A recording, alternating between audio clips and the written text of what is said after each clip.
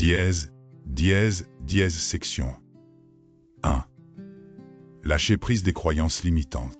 Avant de plonger dans l'avenir et d'embrasser les opportunités que nous réserve 2026, il est essentiel de faire un inventaire des croyances limitantes qui nous retiennent. Ces croyances, souvent inconscientes, forment des barrières invisibles qui entravent notre épanouissement personnel et professionnel.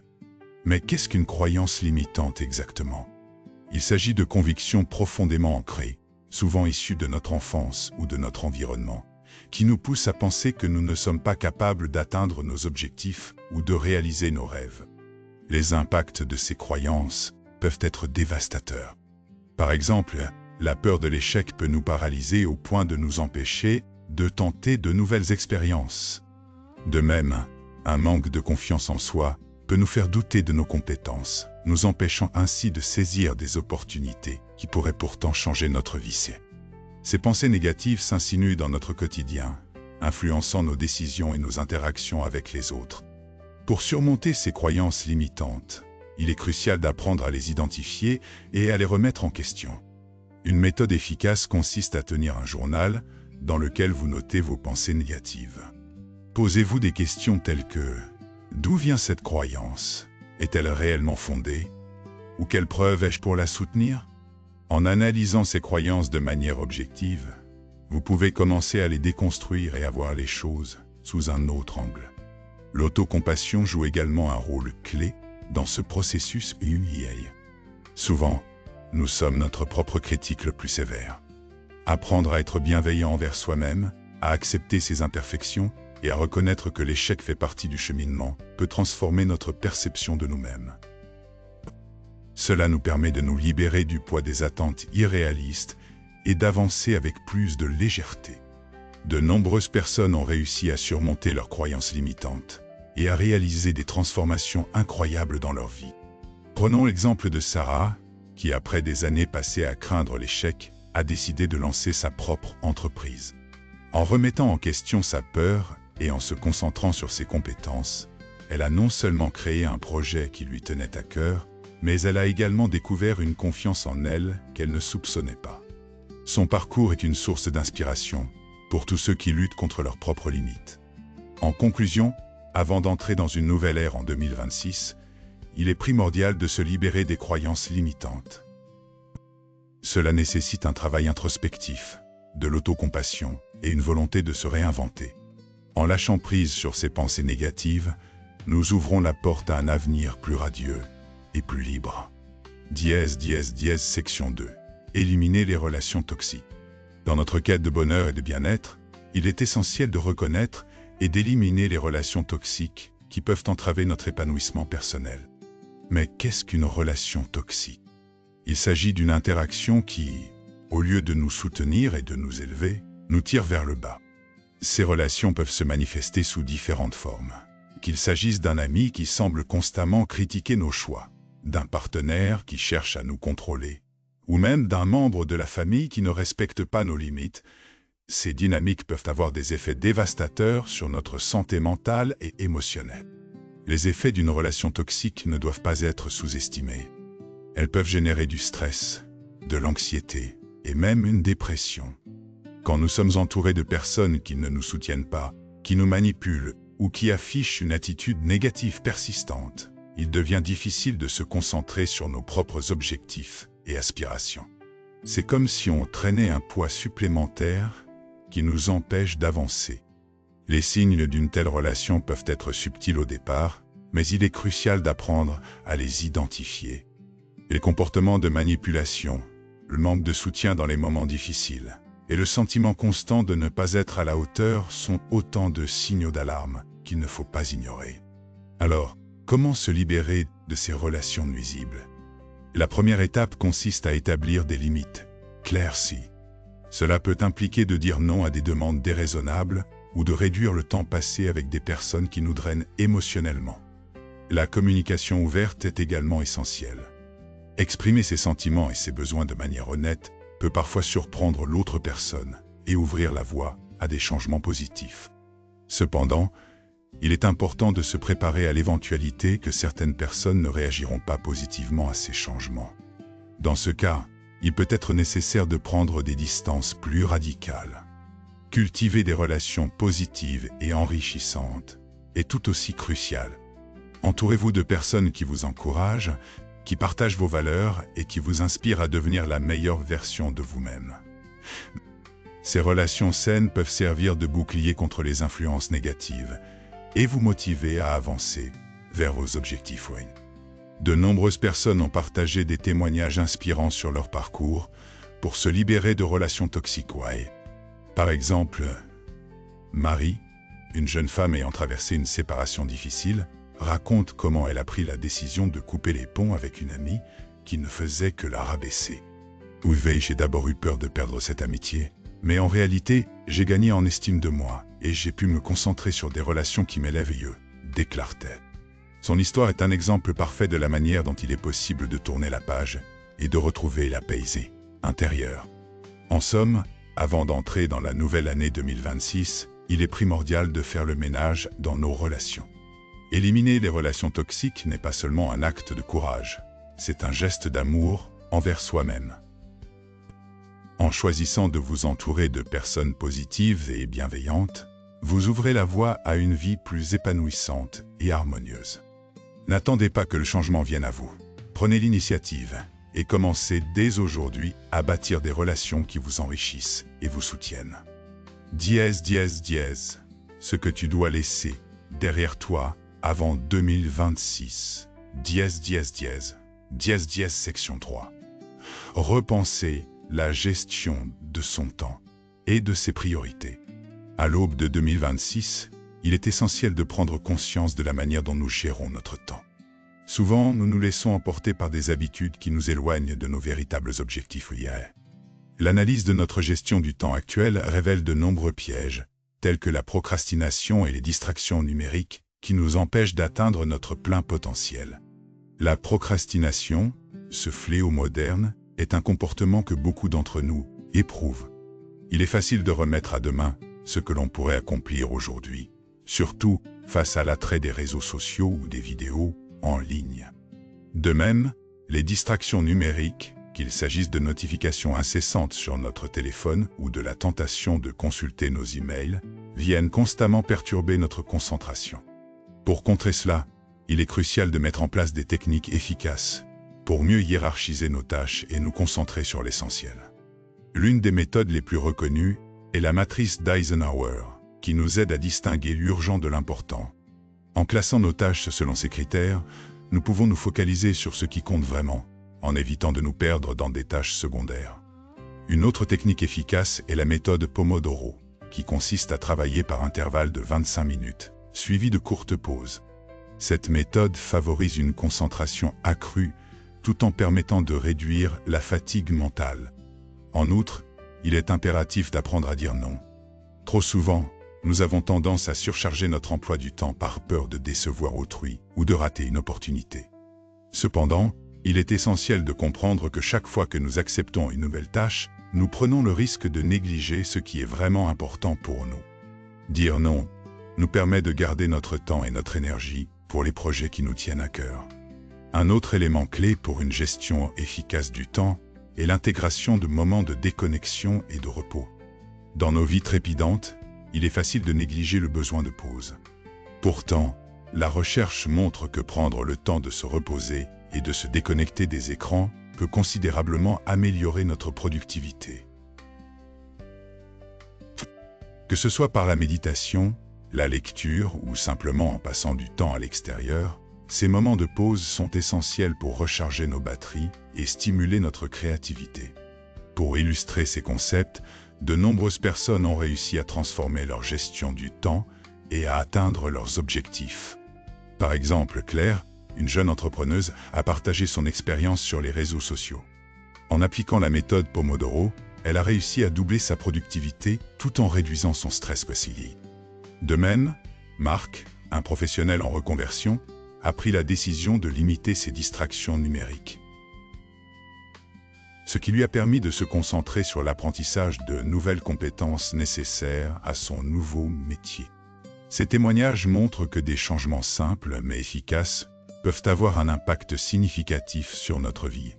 En récapitulant les principales leçons des sections précédentes, il est clair que laisser derrière soi ce qui nous freine est un processus d'introspection et d'action. Nous devons nous interroger sur nos priorités, identifier nos distractions et mettre en place des stratégies pour mieux gérer notre temps. Cette démarche n'est pas seulement une question d'organisation. Elle est essentielle pour notre bien-être et notre épanouissement personnel. Nous sommes à un tournant. En envisageant un futur positif et épanouissant pour 2026, nous avons l'opportunité de redéfinir notre relation avec le temps. Le changement commence aujourd'hui. Soyez acteur de votre transformation. Prenez des mesures concrètes pour repenser votre gestion du temps et laissez derrière vous les habitudes qui vous retiennent. Avec détermination et un plan d'action clair, vous pouvez créer un avenir où vos objectifs sont atteints et votre vie est pleinement vécue. Chaque transformation commence par une prise de conscience. Pour Claire et Marc, ce moment décisif a été le catalyseur d'un changement profond. En effet, prendre le temps de réfléchir à nos habitudes et à notre relation avec le temps est essentiel pour Ancelia. La méthode Pomodoro, adoptée par Claire, illustre parfaitement ce point. En découpant son travail en sessions de 25 minutes, suivies de courtes pauses, elle a non seulement augmenté sa productivité, mais a également trouvé un équilibre salutaire entre effort et repos. Ce simple changement lui a permis de se recentrer sur ses tâches, tout en évitant l'épuisement. Mais qu'en est-il de ceux qui, comme Marc, doivent faire face à des défis plus complexes? Sa décision de réduire les distractions numériques n'était pas simplement une question de volonté. Il a d'abord identifié les applications et les plateformes qui lui faisaient perdre du temps. En remplaçant les réseaux sociaux par des applications d'apprentissage, il a réorienté son attention vers son développement professionnel. À titre d'exemple, il s'est inscrit à des cours en ligne sur des plateformes telles que Coursera et Udemy, où il a pu acquérir des compétences en marketing digital, un domaine en pleine expansion pour lui. En 3 mois, il a complété plusieurs certifications qui lui ont ouvert de nouvelles portes. Pour vraiment comprendre l'impact positif de ces changements, il peut être utile de s'appuyer sur des données concrètes. Des études montrent que le multitasking, souvent glorifié dans notre société moderne, peut en réalité réduire la productivité de 40%. En se concentrant sur une tâche à la fois, Marc a non seulement amélioré sa capacité à apprendre, mais a également constaté une augmentation de sa rétention d'informations pour lui. Ce phénomène peut être attribué à ce qu'on appelle l'effet de Zeigarnik, selon lequel les tâches inachevées occupent plus d'espace mental que celles qui sont complètes. En éliminant les distractions, Marc a pu réduire cette surcharge cognitive, lui permettant ainsi de mieux se concentrer sur ses études. Prenons un autre exemple, celui de Sophie, une maman de 2 enfants qui jongle entre sa vie de famille et son travail à temps plein. En appliquant des techniques de gestion du temps, elle a réussi à trouver un équilibre entre ses responsabilités professionnelles et familiales. Sophie a commencé à planifier ses journées en utilisant un agenda numérique. Elle a établi des priorités claires pour sa journée en se concentrant sur les tâches les plus importantes dès le matin, quand elle se sentait le plus énergique. Son secret ? Un système de code couleur qui lui permettait de visualiser rapidement ce qui devait être fait. En intégrant des créneaux réservés à ses enfants, elle a également veillé à ce que sa vie de famille ne soit pas négligée. Les témoignages de Claire, Marc et Sophie soulignent une vérité fondamentale. La gestion du temps est personnelle. Ce qui fonctionne pour l'un ne fonctionnera pas forcément pour l'autre. Chacun doit trouver les méthodes qui résonnent avec ses propres besoins et son mode de vie. Cela implique souvent une phase d'expérimentation. Par exemple, certains peuvent découvrir qu'ils sont plus productifs le matin, tandis que d'autres trouvent leur rythme en soirée. Il est intéressant de noter que la technologie, souvent perçue comme une source de distraction, peut également être un allié précieux dans cette quête d'efficacité. Des applications comme Trello ou Notion permettent de gérer des projets de manière collaborative, tout en offrant une flexibilité qui s'adapte aux besoins individuels. D'autres, comme Forest, encouragent à rester concentré en transformant le temps de travail en un jeu où l'on cultive des arbres virtuels. Chaque minute passée sans distraction contribue à faire grandir un arbre, ajoutant une dimension ludique à la gestion du temps. En parallèle, des méthodes plus traditionnelles, comme le bullet journal, rencontrent un regain de popularité. Wen robot. Cet outil permet d'organiser ses pensées et ses tâches de manière visuelle et créative. En alliant écriture et dessin, de nombreuses personnes trouvent un moyen de s'engager activement dans leur gestion du temps, ce qui favorise également la mémoire et la concentration. Au-delà des outils, la dimension psychologique du changement ne doit pas être sous-estimée. La gestion du temps est souvent liée à notre perception de nous-mêmes et de notre capacité à accomplir des tâches. En développant une mentalité de croissance, nous pouvons nous libérer de la peur de l'échec et de l'auto-sabotage. Par exemple, intégrer des affirmations positives dans notre routine quotidienne peut renforcer notre confiance en nous. Dire à haute voix que nous sommes capables d'atteindre nos objectifs, même lorsque les obstacles se dressent sur notre chemin, peut transformer notre état d'esprit et notre approche face aux défis. La notion de gratitude, souvent mise de côté dans nos vies trépidantes, mérite également d'être intégrée dans notre gestion du temps.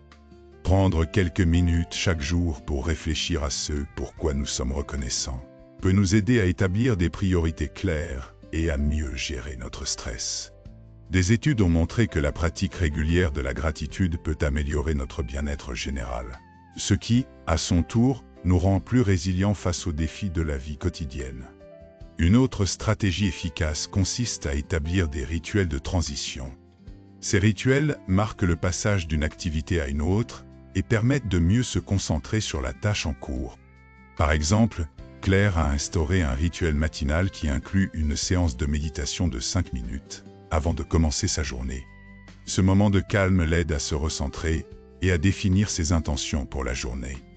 De même, Marc a commencé à faire une courte promenade après chaque session d'études pour aérer son esprit et mieux intégrer les informations apprises.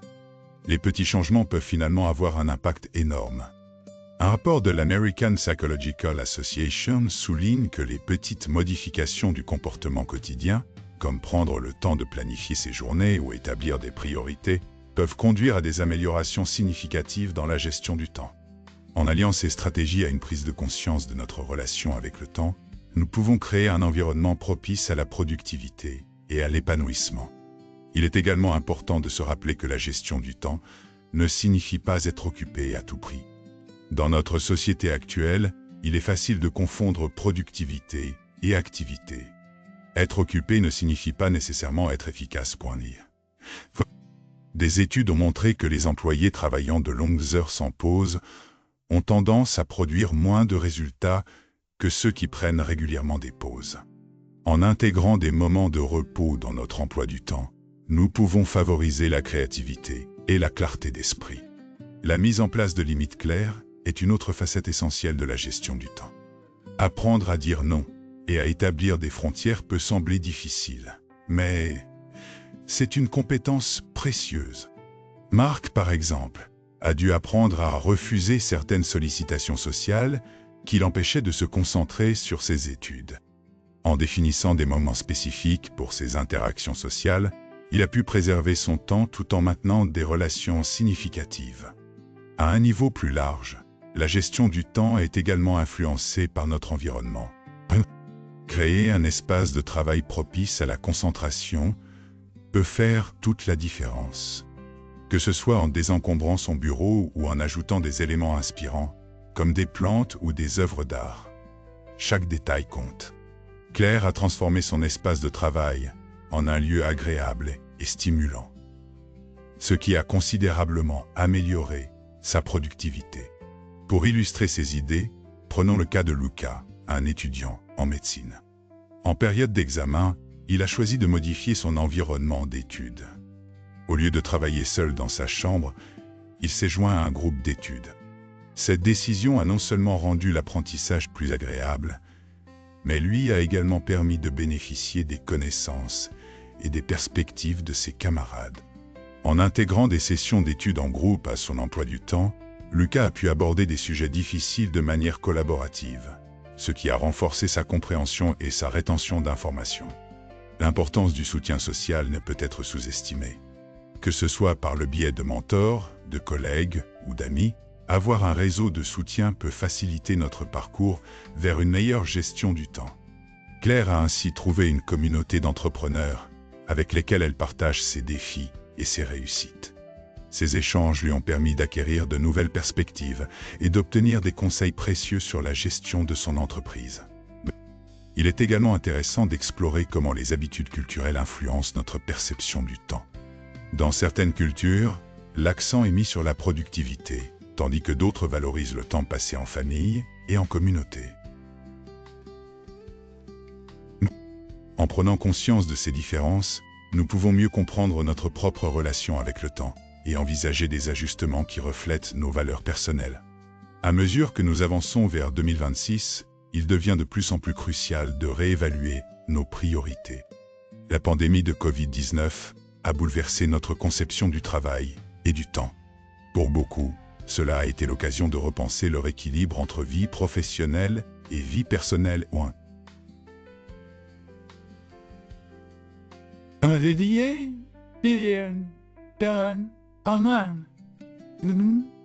Des études montrent que les travailleurs qui ont adopté des horaires flexibles ont signalé une satisfaction accrue et une meilleure santé mentale. Ce changement de paradigme nous invite à envisager un avenir où le bien-être et la productivité coexistent harmonieusement. Il est essentiel d'adopter une approche proactive dans notre gestion du temps. Plutôt que d'attendre que les circonstances nous imposent des changements, nous devons être les architectes de notre propre avenir.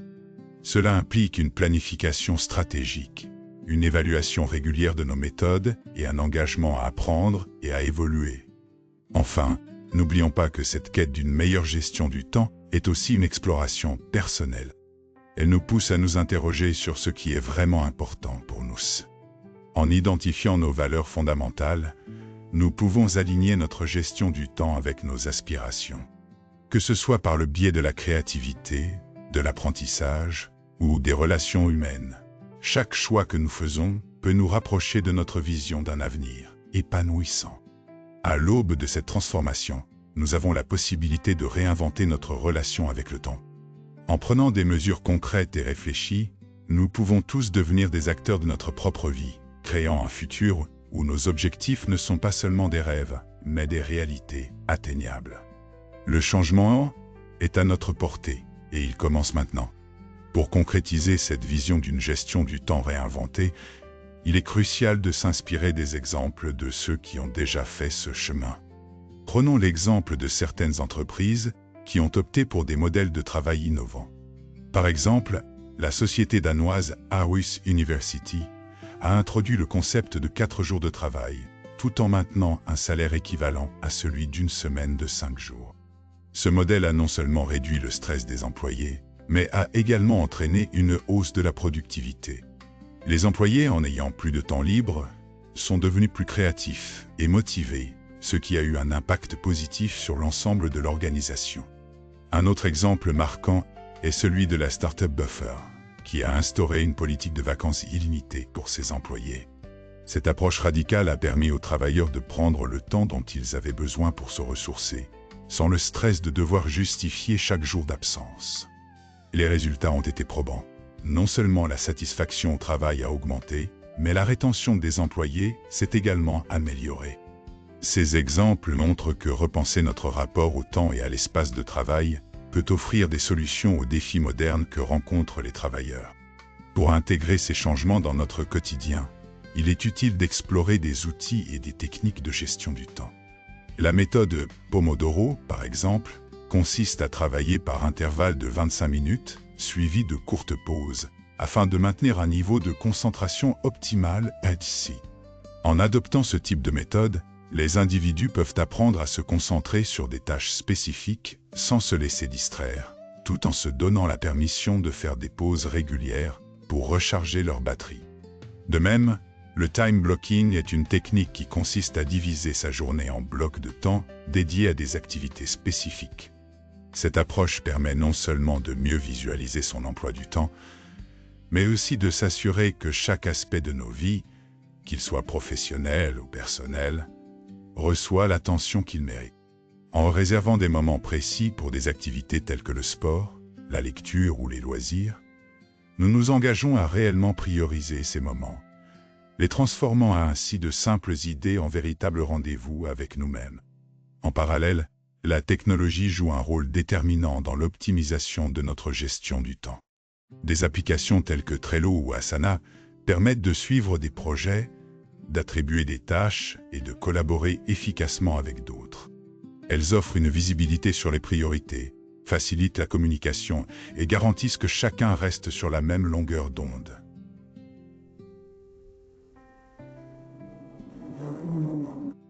En intégrant ces outils numériques dans notre quotidien, nous nous donnons les moyens de mieux gérer notre charge de travail et d'alléger notre stress.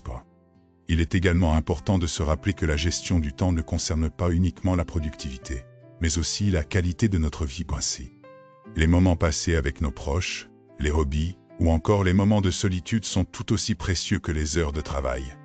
Par exemple, le simple fait de réserver un créneau chaque semaine pour un dîner en famille ou une sortie entre amis peut renforcer nos liens et améliorer notre bien-être général. Ces interactions sociales contribuent à nourrir nos émotions, à renforcer notre résilience et à nous ancrer dans une réalité, souvent frénétique. Boum! Un autre aspect à considérer est celui de la déconnexion numérique.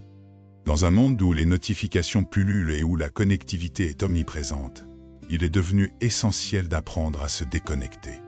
Des études montrent que des périodes régulières sans écran peuvent réduire le stress et améliorer notre capacité de concentration. En instaurant des moments de digital detox, que ce soit pendant les repas ou avant de se coucher, nous offrons à notre esprit l'espace nécessaire pour se ressourcer et se recentrer.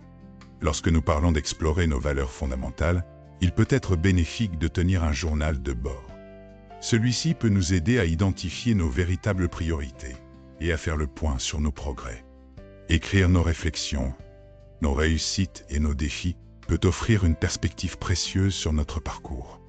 Ce processus d'introspection nous permet non seulement d'évaluer notre gestion du temps, mais aussi de célébrer nos petites victoires et d'ajuster notre trajectoire si nécessaire.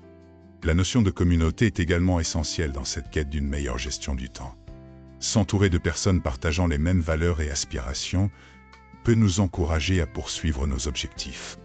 Que ce soit par le biais de groupes de soutien, de réseaux professionnels ou d'ateliers collaboratifs, la dynamique de groupe peut booster notre motivation et nous aider à rester sur la bonne voie. Les échanges d'idées et les partages d'expériences enrichissent notre compréhension et nous ouvrent à de nouvelles perspectives. Enfin, il est important de se rappeler qu'il n'existe pas de solution unique pour tous. Chacun d'entre nous a des besoins et des aspirations différents. Ce qui fonctionne pour une personne peut ne pas convenir à une autre.